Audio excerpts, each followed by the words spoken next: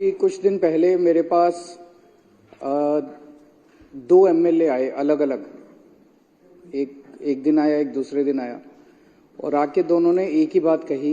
उन्होंने कहा कि ये बीजेपी वाले आए थे हमारे पास और उन्होंने हमें कहा कि देखो भाई, अब थोड़े दिन बाद तुम्हारे मुख्यमंत्री को हम गिरफ्तार कर लेंगे। उसके बाद हमने ऑलरेडी 21 एमएलए को संपर्क कर लिया है और 21 एमएलए मान गए हैं पार्टी छोड़ने के लिए और उसे संपर्क कर रहे हैं।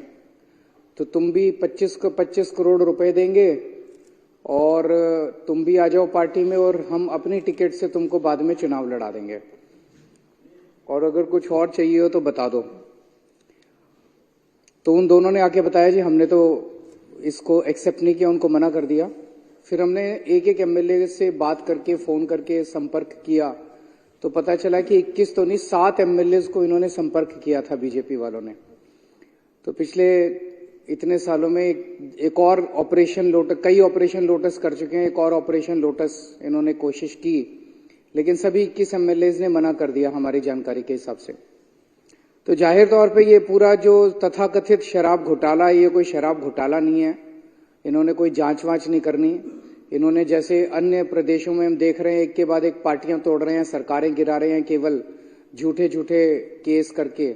इनका मकसद यहाँ पे दिल्ली के अंदर शराब घोटाले की आड़ में गिरफ्तार करके आम आदमी पार्टी के सभी नेताओं को इन्होंने गिरफ्तार कर रखा है, गिरफ्तार करके, और इनका मकसद दिल्ली के अंदर सरकार गिराना है। क्योंकि इन्हें पता है कि दिल्ली में ये चुनाव तो जीत नहीं सकते, पूरी जिंदगी में भी नहीं जीत सकते दिल्ली में चुनाव। तो अब चुनाव नहीं जीत सकते तो किसी भी तरह से ये इनके इन प्रकार सरकार गिरा के और सरकार बना लो यहाँ पे।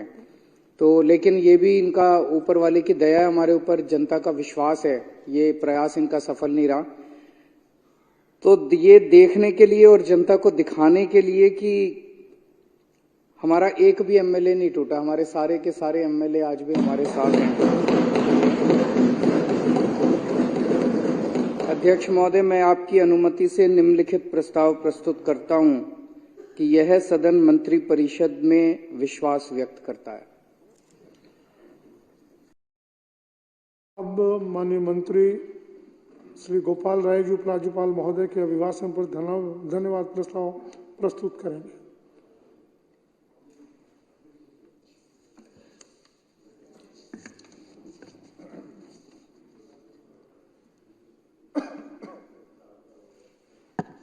माननीय अध्यक्ष महोदय, कल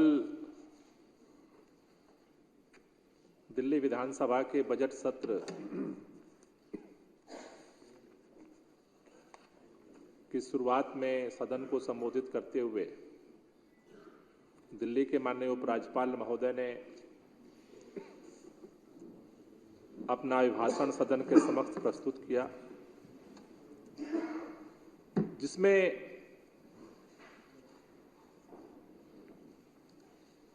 दिल्ली के अंदर दिल्ली के मुख्यमंत्री माननीय अरविंद केजरीवाल जी के नेतृत्व में सरकार ने जिस तरह से अलग अलग क्षेत्रों में नए नए कामों के कीर्तिमान को स्थापित किया,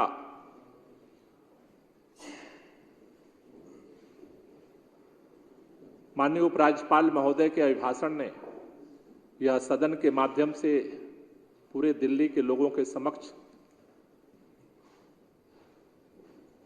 एक संदेश देने का काम किया है।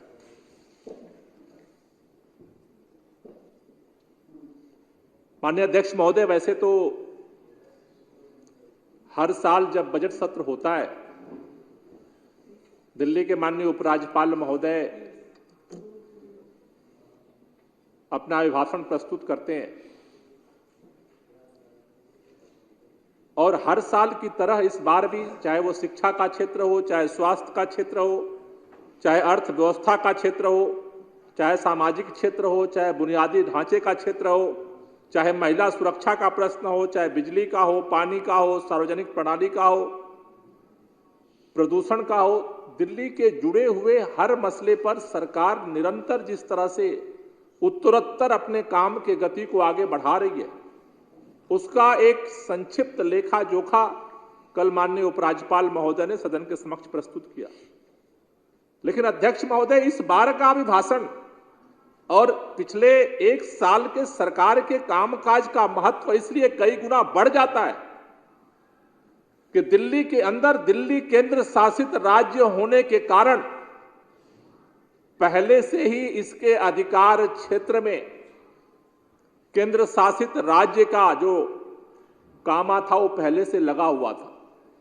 लेकिन अध्यक्ष महोदय, भारतीय राजनीति के इतिहास में दिल्ली के विधानसभा, दिल्ली की चुनी हुई सरकार के अधिकारों को जिस तरह से सुप्रीम कोर्ट के 5 सदस्यीय जजों के फैसले को भी पलटते हुए केंद्र सरकार ने दिल्ली सरकार के संचालन और काम करने के अधिकार का जिस तरह से अंग्रेजों की हड़प नीति के तहत अतिक्रमण किया, पार्लियामेंट के अंदर कानून पास करके, पहले ऑर्डिनेंस के माध्यम से फिर कानून बना करके दिल्ली की सरकार को पैरालाइज करने के लिए, ठप करने के लिए कानून का भी सहारा लिया गया।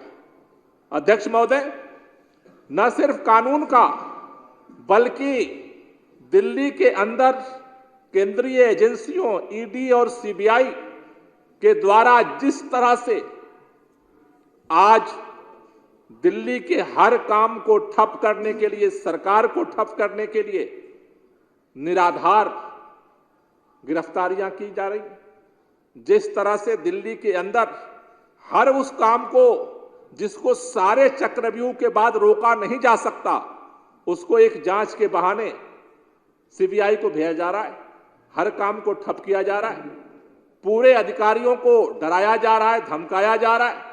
जो भी काम करना चाहता है अधिकारी, नए नए तरह के दबाव बनाए जा रहे हैं। ऐसे दौर में जब केंद्र की सरकार दिल्ली की सरकार को पूरी तरह से घेर करके चक्रव्यूह में ठप करना चाहती है, ऐसे दौर में अगर दिल्ली के अंदर काम के गति को आगे बढ़ाने का पिछले साल अगर नए नए कीर्तिमान स्थापित हुए हैं तो ये केजरीवाल और पूरी दिल्ली सरकार और लेफ्टिनेंट महोदय के इस अभिभाषण के लिए मैं उनको तहे दिल से धन्यवाद करना चाहता हूं कि सरकार ने विपरीत परिस्थितियों में काम करने का काम किया।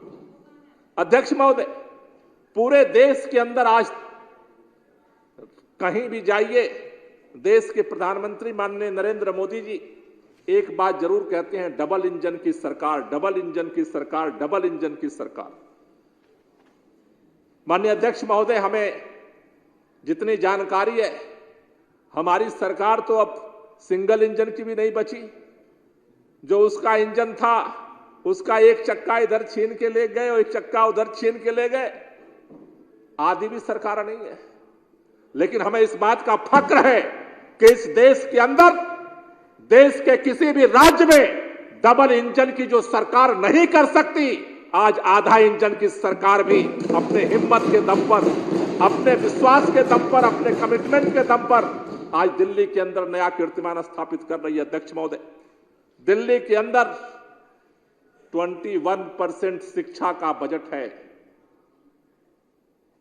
कंप्लेंट पर कंप्लेंट, कंप्लेंट पर कंप्लेंट, सीबीआई जांच की, एक जांच की, 2 जांच की, 3 जांच, उनको भी नहीं पता कितनी जांच कराएंगे तब भी ठप होगा ये शिक्षा का जो क्रांति का अभियान है। शिक्षा मंत्री जिसको आप सब जानते हैं, मनीष सिसोदिया जी को जेल के अंदर बंद किया गया क्योंकि पूरे देश के अंदर जो शिक्षा का चक्र भारत के अंदर ठप कर दिया गया था। इस देश के अंदर सरकारी स्कूल में पढ़ाई करने का मतलब कि वो परिवार मजबूर है, किसी सर्टिफिकेट की जरूरत नहीं है।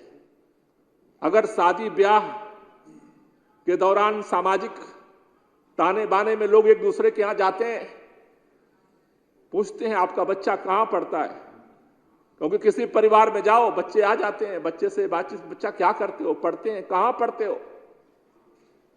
अगर उस परिवार के जुबान से निकल गया, परिवार मां बाप तो छुपाते हैं, लेकिन अगर बच्चे के जुबान से निकल गया सरकारी स्कूल में पढ़ते हैं, फिर उस परिवार की सारी मर्यादा, सारी आर्थिक क्षमता, सारी व्यवस्था, सारा ताना बाना सब कुछ उसी बात से नाप लिया जाता है कि अगर इस परिवार का बच्चा सरकारी स्कूल में पढ़ता है, इसका मतलब यह है कि इस परिवार की स्थिति अच्छी नहीं है।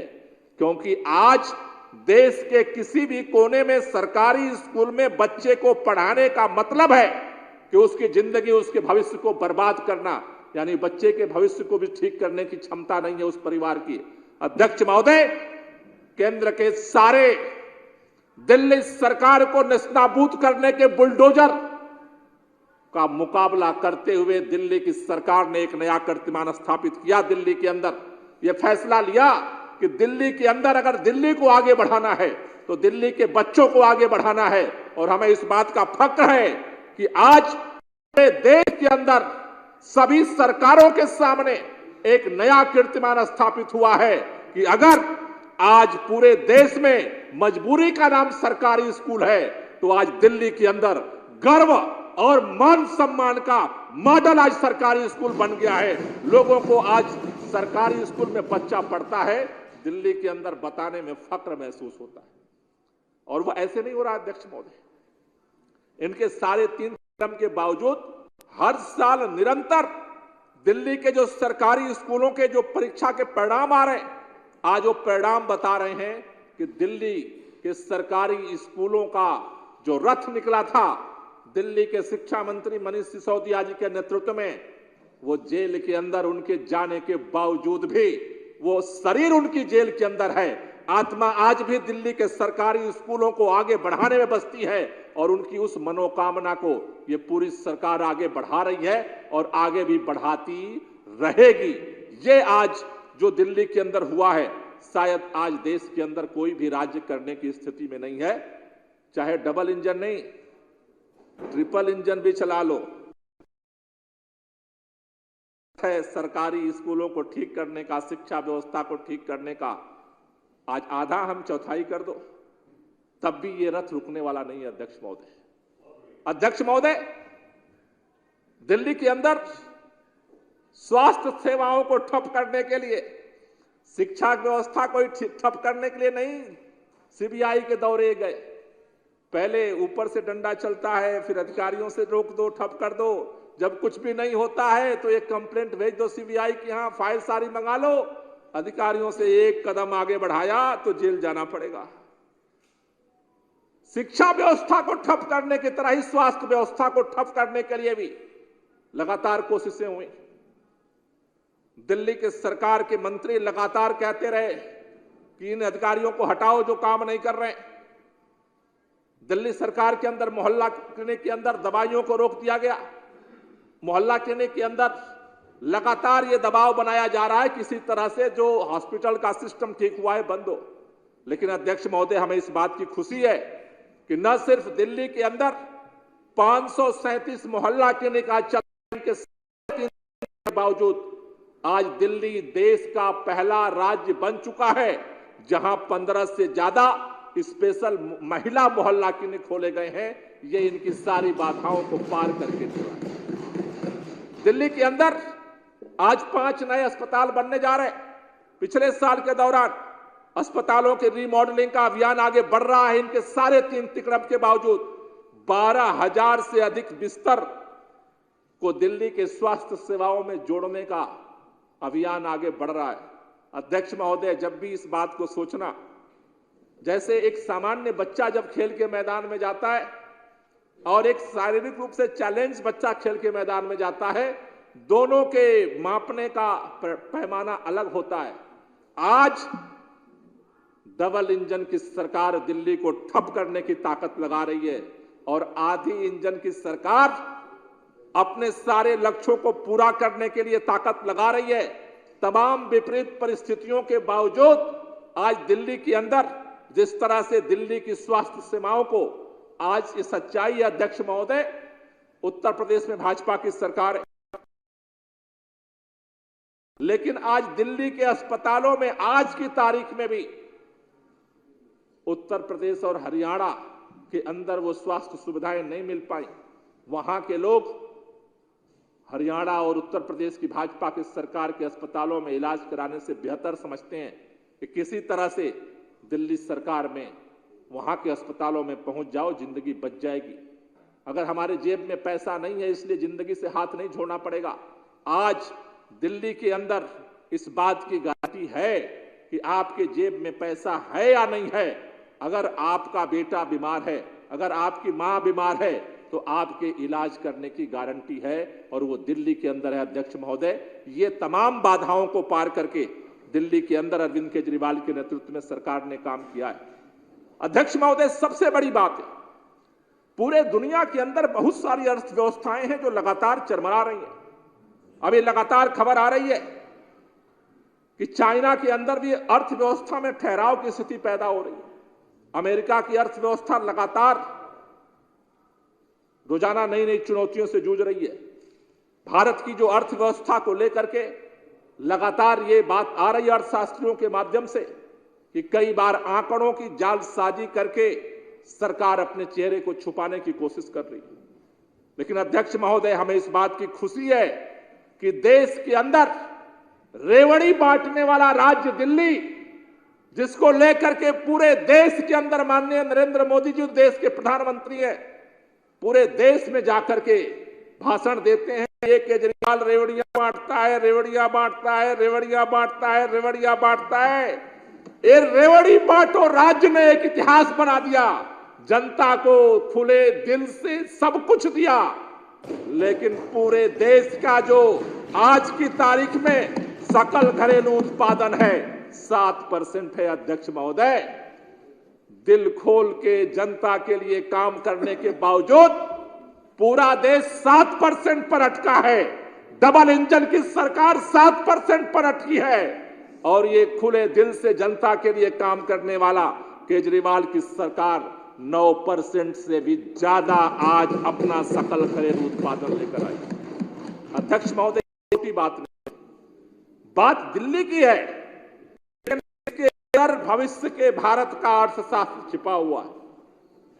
अगर दिल्ली के अंदर सबको सारी सुविधाएं देने के बावजूद अगर दिल्ली की अर्थव्यवस्था मुनाफे में जा सकती है, अगर दिल्ली का सकल घरेलू उत्पादन राष्ट्रीय पैमाने से 2% ज्यादा हो सकता है, आप सोचो अगर इसी अर्थव्यवस्था के फार्मूले को देश के स्तर पर लागू कर दिया जाए तो न सिर्फ भारत के लोग खुशहाल होंगे, बल्कि दुनिया के अंदर केवल नारा लगाने से नहीं, दिल्ली का जो इकोनॉमिक मॉडल है देश के अंदर लागू करने से दुनिया का नंबर 1 देश भारत बन सकता है। इसके अंदर यह भी ताकत छिपी हुई है जो प्रयोग आज दिल्ली के अंदर किया जा रहा है। अध्यक्ष महोदय, दिल्ली के अंदर महिलाओं की सुरक्षा को लेकर के हम सब जानते हैं दिल्ली पुलिस का क्या रिकॉर्ड है। दिल्ली पुलिस का रिकॉर्ड क्या है? दिल्ली के अंदर अपराध के ग्राफ में भारत के अंदर दिल्ली लगातार नए नए कीर्तिमान स्थापित कर रहा है, लेकिन दिल्ली की पुलिस एक नोटिस लेकर के दिल्ली के मुख्यमंत्री के यहां रात में बैठती है, सुबह फिर पहुंच जाती है, दोपहर फिर पहुंच जाती है, शाम को फिर पहुंच जाती है, लेकिन उसे महिलाओं की सुरक्षा की चिंता नहीं है। अध्यक्ष महोदय, विपरीत परिस्थितियों में अधिकारों के हनन के बावजूद, अधिकारहीन होने के बावजूद देश का पहला राज्य दिल्ली है जहां पर राज्य सरकार के पास पुलिस नहीं है। लेकिन ये दिल्ली सरकार के कमिटमेंट, दिल्ली के मुख्यमंत्री के इरादों, उनके नीतियों के स्पष्टता का परिणाम है कि दिल्ली में महिलाओं की सुरक्षा के लिए आज पूरे दुनिया के अंदर जो सीसीटीवी कैमरे लगाए गए हैं उसमें आज दिल्ली ने एक रिकॉर्ड बनाया है। 1,35,000 से ज्यादा आज दिल्ली के अंदर सीसीटीवी कैमरे लगाए गए हैं। हमें याद है ये वही सीसीटीवी कैमरे हैं जिनके लिए हमें सड़कों पर उतरना पड़ा था। लेकिन हमें इस बात की खुशी है अध्यक्ष महोदय, दिल्ली ने एक ऐसा मुख्यमंत्री चुना है जिसने एक संकल्प लिया है, न रुकेंगे न झुकेंगे, काम चाहे सदन से हो चाहे सड़क से हो, जनता के लिए काम करते रहेंगे। इस कमिटमेंट का परिणाम है कि आज लगातार हमारा सारा विपरीत परिस्थितियों के बाद काम आगे बढ़ रहा है। अध्यक्ष महोदय, दिल्ली के अंदर पहले दिन से इस बात का दर्द है केंद्र सरकार को कि दिल्ली के अंदर लोगों को बिजली का बिल 0 क्यों आता है? अध्यक्ष महोदय, ये छोटी बात नहीं है। अध्यक्ष महोदय, इस पूरे दुनिया में, ब्रह्मांड में सूर्य देवता एक ऐसा अपना आशीर्वाद लेकर आते हैं प्रकाश फैलाने का, जिनके लिए अमीर, गरीब, हिंदू, मुस्लिम, सिख, ईसाई, स्त्री, पुरुष, उत्तर, दक्षिण, पूरब, पश्चिम कोई मायने नहीं रखता। सूर्य का प्रकाश सबके लिए बराबर होता है। अध्यक्ष महोदय, दिल्ली देश की एक राजधानी एक ऐसे सरकार के साथ काम कर रही है। दिल्ली के अंदर आज चाहे कोई अमीर हो, चाहे कोई, चाहे हिंदू हो या मुसलमान, सिख हो या ईसाई हो, एक ऐसा राज्य है। एक तो ऊपर वाले सूर्य देवता सबके यहां रोशनी फैलाते हैं, लेकिन दिल्ली में एक केजरीवाल है जो सबके घरों में रोशनी पहुंचाता है। जहां सूर्य की रोशनी नहीं पहुंचती, वहां पर अगर उजाला होता है तो आज अरविंद केजरीवाल की सरकार के कारण है। पैसा नहीं है इसलिए उसके घर में अंधेरा नहीं है। आज अगर दिल्ली के अंदर पैसा आपके अंदर है या नहीं है, इस बात से अंधेरा नहीं तय होता। अरविंद केजरीवाल की सरकार है तो दिल्ली के हर घर में उजाला था, है और रहेगा। ये छोटी बात अध्यक्ष महोदय। अध्यक्ष महोदय, दिल्ली के अंदर परिवहन व्यवस्था में जिस तरह से कई बार मैं सुनता रहता हूं, विपक्ष के साथी कहते हैं बसों की कमी है, बसों की कमी है। पहली बार ऑन रिकॉर्ड अध्यक्ष महोदय कहना चाहता हूं, दिल्ली के अंदर आज की तारीख में 7100 बसें सड़क पर हैं। दिल्ली में आज तक किसी की भी सरकार रही हो, दिल्ली में कभी भी 7000 से ज्यादा बसें सार्वजनिक परिवहन व्यवस्था में नहीं रही। एक नया रिकॉर्ड बनाया और उन बसों में से भी 1650, 1500 से ज्यादा बसें आज इलेक्ट्रिक बसें हैं। अभी जब सितंबर और अक्टूबर नवंबर के महीने में जब प्रदूषण का स्तर बढ़ रहा था, हमने देखा कि आखिर दिल्ली के चारों तरफ जो हॉट स्पॉट हैं, आनंद विहार में इतना पोल्यूशन क्यों बढ़ता है।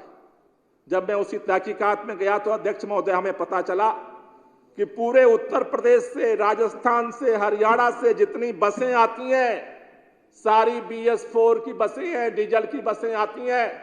कई बार भारतीय जनता पार्टी के नेता कहते हैं ये जो इलेक्ट्रिक बसें आ रही हैं, ये इलेक्ट्रिक बसें केंद्र सरकार के पैसे से आ रही हैं। अरे दिल्ली छोड़ो, दिल्ली में तो अरविंद केजरीवाल की सरकार है, उत्तर प्रदेश में तुम्हारी सरकार है, हरियाणा में तुम्हारी सरकार है, तो केंद्र सरकार में तुम्हारी सरकार है। वहां 500 तो इलेक्ट्रिक बसें ला करके दिखा दो। 1500 से ज्यादा आज इलेक्ट्रिक बसें सड़कों पर दौड़ रही हैं। अध्यक्ष महोदय, ये छोटी बात नहीं है।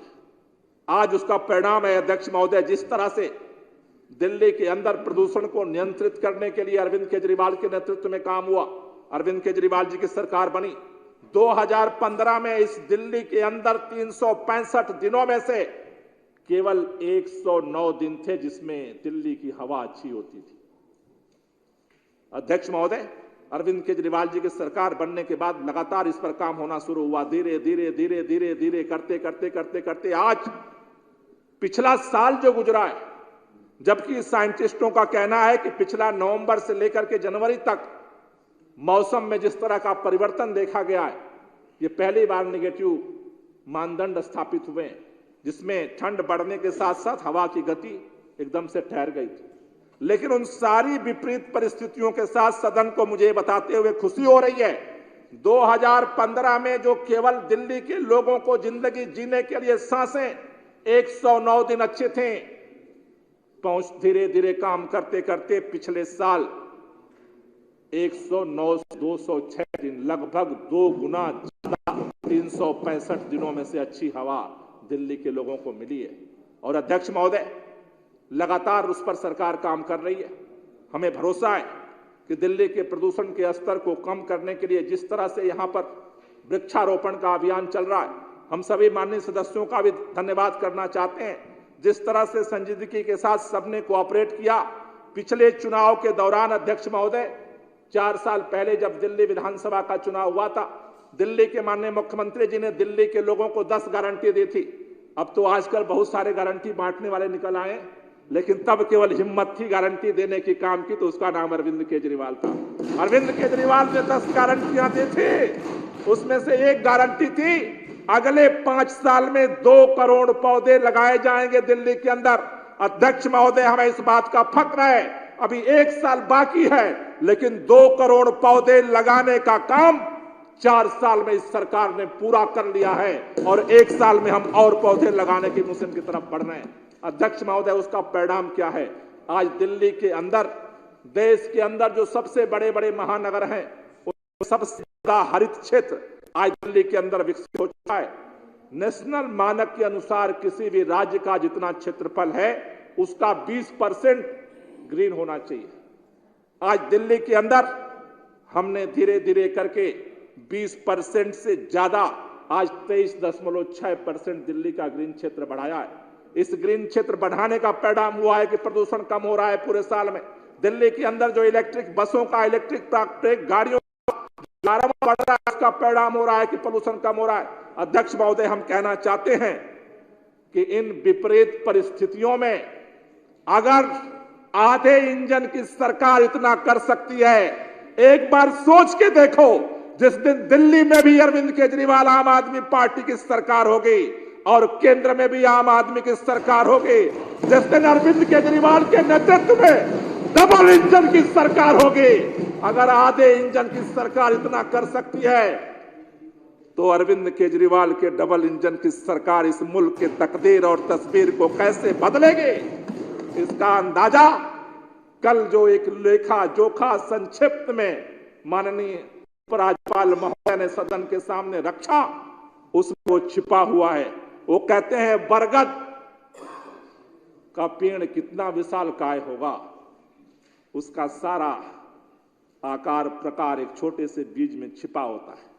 अध्यक्ष महोदय, विपरीत परिस्थितियों में नए सृजन और नए संकल्प के साथ नए रिकॉर्ड बनाने का जो काम अरविंद केजरीवाल की सरकार कर रही है, डबल इंजन सरकार के ड्राइवर महोदय सोचते थे कि अरविंद केजरीवाल के साथी सत्येंद्र जैन को जेल में डाल देंगे, इंजन ठप हो जाएगा, मनीष सिसोदिया को जेल में डाल देंगे, इंजन ठप हो जाएगा, संजय सिंह को जेल में डाल देंगे, इंजन ठप हो जाएगा, अरविंद केजरीवाल को जेल में डालने की धमकी देंगे, इंजन ठप हो जाएगा। इंजन ठप नहीं हो रहा है अध्यक्ष महोदय, ये इंजन एक नया प्रयोग करके, तप करके कुंदन बन रहा है। आज दिल्ली के अंदर विपरीत परिस्थितियों में काम कर रहा है। पूरी दुनिया भी अगर भारत के खिलाफ हो जाए, कल डबल इंजन की सरकार देश में बनती है अरविंद केजरीवाल की, तो दुनिया भी मुखालफत में खड़ी हो जाए, तब भी ये भारत दुनिया का नंबर 1 देश बनेगा। उसका ये प्रयोग दिल्ली के अंदर हो रहा है और हमें खुशी है कि हमें उसे सफलता मिल रही है।